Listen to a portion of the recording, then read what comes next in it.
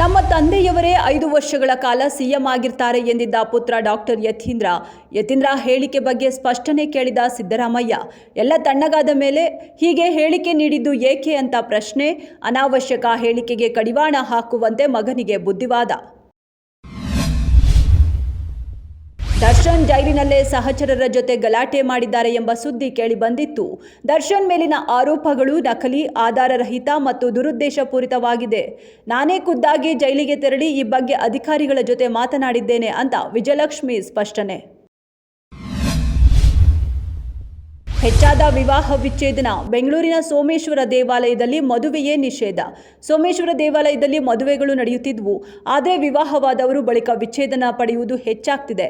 ಅಲ್ಲದೆ ಅರ್ಚಕರನ್ನ ಕೋರ್ಟ್ ಮೆಟ್ಟಿಲು ಹತ್ತಿಸ್ತಿದ್ದಾರೆ. ಇದರಿಂದ ದೇವಸ್ಥಾನದಲ್ಲಿ ಮದುವೆ ನಿಲ್ಲಿಸಲಾಗ್ತಿದೆ. ಇಂಡಿಗೋ ವಿಮಾನಗಳ ವಿಳಂಬ ಮತ್ತು ರದ್ದತಿ ದೇಶಾದ್ಯಂತ ಪ್ರಯಾಣಿಕರಲ್ಲಿ ತೀವ್ರ ಅಸಮಾಧಾನ ಮೂಡಿಸಿತ್ತು.